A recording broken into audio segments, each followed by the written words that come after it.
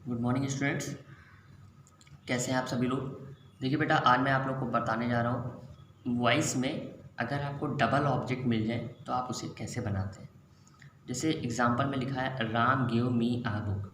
अब अगर इसमें देखिए मी भी आया है, अब मी को अगर आप आगे लाते हैं तो सेंटेंस कैसे बनेगा। और यहाँ पे देखिए आ बुक भी एक ऑब्जेक्ट है, इसको अगर आप आगे लाते हैं क्योंकि ये राम जो है वो तो बाई राम बन जाएगा, लेकिन किसको आगे लाना है किसको आगे नहीं लाना है कैसे लाना है वो सब मैं आपको बताऊँगा। बट इससे पहले मैं आपको बता दूं कि ऑब्जेक्ट के दो टाइप होते हैं। पहला होता है इनडायरेक्ट ऑब्जेक्ट और एक होता है डायरेक्ट ऑब्जेक्ट। जो इनडायरेक्ट ऑब्जेक्ट होता है वो हमेशा लिविंग होता है, यानी उसमें जान होती है। तो मी, हिम, आइस, यू, ये जो चीज़ें होती हैं वो सब क्या होती हैं, इनडायरेक्ट ऑब्जेक्ट होती हैं। ओके। और डायरेक्ट ऑब्जेक्ट जो होती है वो नॉन लिविंग होती है, यानी उनमें जान नहीं होती है, जैसे आ बुक, आ चेयर, डोर, ये सब चीज़ें। ठीक है। अगर आप ये चाहें कि ये आप देख पा रहे होंगे सेंटेंस में जो इनडायरेक्ट ऑब्जेक्ट है उसको आगे लिखा गया है, यानी मी को आगे लिखा गया है, और आप बुक को कहाँ लिखा गया है, पीछे लिखा गया है, यानी डायरेक्ट ऑब्जेक्ट को पीछे लिखा गया है। लेकिन अगर आप ये चाहते हैं कि डायरेक्ट ऑब्जेक्ट को आगे लिख दें और इनडायरेक्ट को पीछे लिख दें, यानी कि नॉन लिविंग को आगे लिख दें और लिविंग को पीछे लिख दें, तो आप सेंटेंस को ऐसे बना सकते हैं। जैसे राम गिव आ बुक, देखिए आ बुक को मैंने आगे कर दिया, फिर मैंने मी लिखा, लेकिन इससे पहले आपको टू लगाना पड़ेगा। ठीक है, टू प्रीपोजिशन लगाना पड़ेगा। और अगर आप लिविंग वाले को आगे रखते हैं, नॉन लिविंग को पीछे रखते हैं, तो आप जो है इसे टू लगाने की इसमें ज़रूरत नहीं होती। यहाँ पे मैंने लिखा भी हुआ है कि if direct object is put before indirect object then we should use preposition to. Okay, तो आइए सेंटेंस को बनाते हैं पैसिव वॉइस में। जैसे लिखा हुआ है यही वाला सेंटेंस ले लेते हैं कि राम गिव मी आ बुक। तो आप देखिए यहाँ पर मी भी है, आ बुक भी है, तो आप डरने की कोई ज़रूरत नहीं, किसी एक को आप आगे ले आइए। सबसे पहले हम मी को आगे लेकर देखते हैं सेंटेंस में कैसे बनेगा। तो अगर मी को हम आगे ले जाते हैं, मी क्योंकि यहाँ पे ऑब्जेक्टिव फॉर्म है, यहाँ ले जाएंगे तो हो जाएगा आपका सब्जेक्टिव फॉर्म, यानी आई।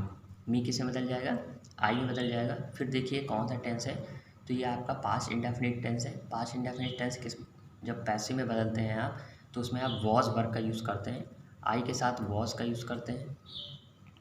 उसके बाद थर्ड फॉर्म लगाई जाती है, तो गिव का जो है वो गिवन होता है थर्ड फॉर्म। उसके बाद ये जो आ बुक है वो लिखा जाता है, यानी जो डबल ऑब्जेक्ट है वो लिखा जाता है। और उसके लास्ट में आप ले जाते हैं बाई राम को। ओके, ये जो सब्जेक्ट का ऑब्जेक्ट बनाते हैं वो हमेशा लास्ट में ही जाना चाहिए। अगर आप इस सेंटेंस को ऐसे बनाना चाहिए कि आप ये चाहते हैं कि मी को आगे ना ला के आप बुक को आगे लाया जाए, तो हाँ ये भी लाया जा सकता है। आप बुक को आप आगे ले आइए, क्योंकि टेंस अभी भी वही है, पास्ट इंडेफिनिट है, और बुक के साथ वॉज आता है तो आप वॉज लगाइए, थर्ड फॉर्म लगाइए। ठीक है ना। उसके बाद आपको लिखना पड़ेगा टू मी। ओके, मैंने अभी आपको बताया कि अगर आप जो लिविंग वाली चीज़ होती है यानी इनडायरेक्ट ऑब्जेक्ट होती है वो अगर बाद में रखेंगे तो आपको टू लगाना पड़ जाएगा, टू मी। उसके बाद बाय राम। मीनिंग में कोई सेंस नहीं है, बस हल्का सा ये है कि मुझे जो है राम के द्वारा किताब दी गई, और किताब जो है मुझको राम के द्वारा दी गई। केवल को का फर्क आ जाता है, बाकी सेंस दोनों का सेम।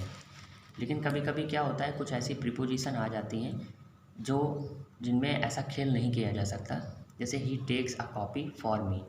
अब अगर आप ये देखें कि अ कॉपी यहाँ पे भी है और मी भी है, लेकिन देखिए यहाँ पे प्रीपोजिशन पहले से ही है। तो अगर आप इसको बनाना चाहें, आप ये सोचें लाइए मी को आगे ले आएँ या अ कॉपी को ले आएँ, तो आके देखते हैं कैसे बनेगा। ठीक है ना, दोनों तरीके से बना के देखते हैं कि कौन बन पाएगा या नहीं बन पाएगा। ठीक है, तो आप आ कॉपी को पहले ला के देखिए। अ कॉपी, क्योंकि आप देख पा रहे हैं ये प्रेजेंट डेफिनिट टेंस है। प्रेजेंट इंडेफिनिट टेंस का जब आप पैसिव बदलते हैं उसमें इज एम आर का यूज़ करते हैं, तो कॉपी के साथ इज आएगा। उसके बाद वर्ब की थर्ड फॉर्म आएगी taken. A copy is taken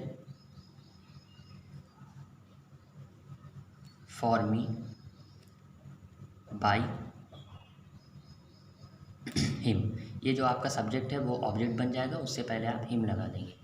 लेकिन अगर आप ये सोचें, और ना लगाइए एकदम सही है, लेकिन अगर आप ये सोचें मी जो है उसको आगे लाते हैं आई, ठीक है ना। आई एम, आई के साथ तो एम आता है, I am taken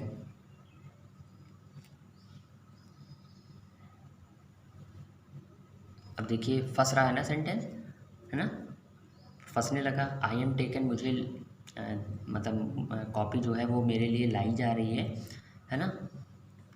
I am taken, चलिए बना देते हैं अब कॉपी। अब देखिए यहाँ पे फॉर फंस जाएगा। अगर हम यहाँ पे लिखेंगे बाई हिम, तो ये जो फॉर है वो किसके आगे लगना चाहिए, मी के पास होना चाहिए, और जबकि यहाँ पर अब फिट नहीं बैठ रहा, सेंटेंस के आगे यहाँ पे फॉर ला नहीं सकते, है ना। तो वो सेंटेंस जो होता है वो थोड़ा सा गलत हो जाएगा। तो यहाँ फॉर वॉर का यूज़ आप करना नहीं है आपको, ठीक है। डबल ऑब्जेक्ट में इस टाइप के सेंटेंस में यूज़ नहीं किया जाता है, ठीक है। जबकि डबल ऑब्जेक्ट अगर इस तरीके का आ जाए तो आप यूज़ कर सकते हैं। फॉर का यूज़ आगे यहाँ करके नहीं करना है आपको, ठीक है। अगर आप ये सोचें लाइए यहाँ फॉर कर दें, for I am taken a copy by, तो ये भी सेंटेंस क्या हो जाएगा आपके, रॉन्ग हो जाएगा। ऐसे करके आपको यूज़ नहीं करना है, यही तरीका सही है।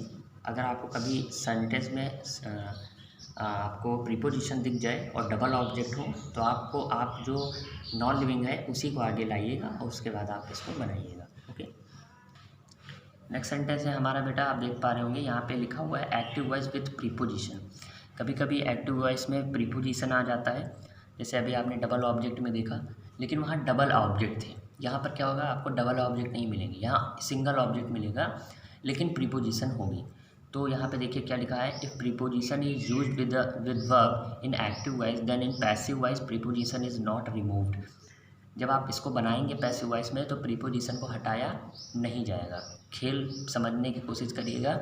अभी वाला जो प्रीपोजिशन आया था उसमें क्या था, वो डबल ऑब्जेक्ट था, इसमें डबल ऑब्जेक्ट नहीं मिलेगा। यहाँ देखिए सिंगल एक ऑब्जेक्ट है। तो आप मी का बना दीजिए आई, क्योंकि ये पास्ट इंडेफिनिट है तो यहाँ पे आपको आई वॉज लगाना पड़ेगा, थर्ड फॉर्म लगानी पड़ेगी, आई वॉज लॉव्ड, ठीक है ना। लॉफ्ट के बाद हमेशा एट आता है, तो एट आप हटाएंगे नहीं, यही लिखा है is not removed eight.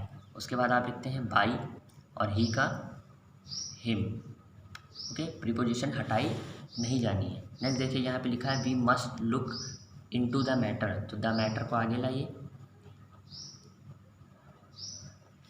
The matter, okay. फिर देखिए ये मॉडल है, मस्ट है, शुड है, ये सब आता है तो उसके साथ बी का यूज़ करते हैं। तो आप यहाँ पे लिखेंगे मस्ट बी, फिर थर्ड फॉर्म, तो आप लुक की क्या होती है, लुक्ड के साथ हमेशा इनटू का यूज़ होता ही होता है, तो इसको आप हटाएंगे नहीं, इनटू। और उसके बाद बाई और वी जो आपका सब्जेक्ट फॉर्म है वो ऑब्जेक्ट में आके क्या बन जाएगा, अस, ओके। तो ये प्रीपोजिशन आपने देखी, प्रीपोजिशन हटाई नहीं गई है, जबकि इससे पहले वाले में प्रीपोजिशन हटाई गई थी जब डबल ऑब्जेक्ट बता रहा था, तो वहाँ डबल ऑब्जेक्ट था। यहाँ पे सब जगह पर सिंगल ऑब्जेक्ट आएगा, और सिंगल ऑब्जेक्ट के साथ जैसे लॉफ्ट है उसके साथ एट प्रीपोजिशन जुड़ी ही रहती है, लुक के साथ इनटू जुड़ा ही रहता है, तो उसको हटाना नहीं है, ठीक है। सेंटेंस पढ़ने में भले अटपटा लग रहा हो। नेक्स्ट देखिए यहाँ पे क्या नियम दिया गया है, एक्टिव वॉइस इन नरेशन। अगर नरेशन यानी इनडायरेक्ट फॉर्म में जो है अगर आपको सेंटेंस मिल जाए और आप उसको बदलना चाहें तो कैसे बदलेंगे, लिखा है in narration type sentence only reported verb is change into passive voice. केवल रिपोर्टेड वर्ब बदली जाती है और कुछ नहीं बदला जाता है। जैसे आप यहाँ पे देख पा रहे होंगे, यहाँ पे लिखा हुआ है he said that you were his friend. तो अब देखिए ये एक बहुत सा टिपिकल सा आ जाएगा कि भाई इसमें ये भी ही सेड ये भी है और यहाँ पर भी है, तो कहाँ से बदलें। तो लिखा गया है केवल रिपोर्टेड वर्ब बदलना है, यानी ही सेड को ही चेंज करना है, बाकी इसको एज इट इज़ उतार देना है।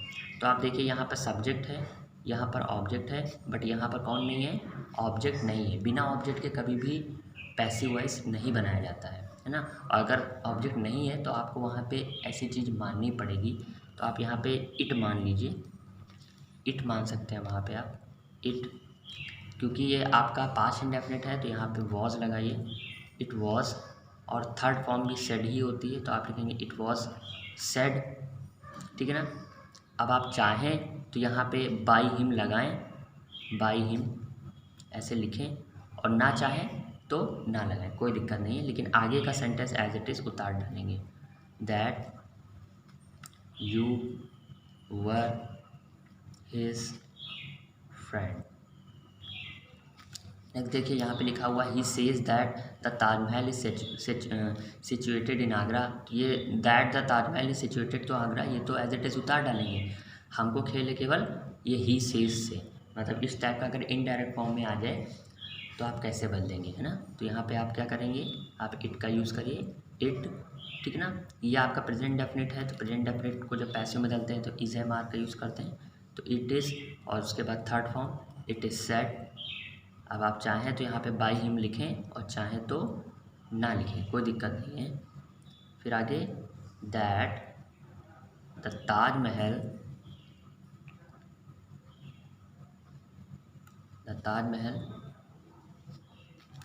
Is situated in Agra. Okay, I hope आपको समझ में आया होगा। Good day.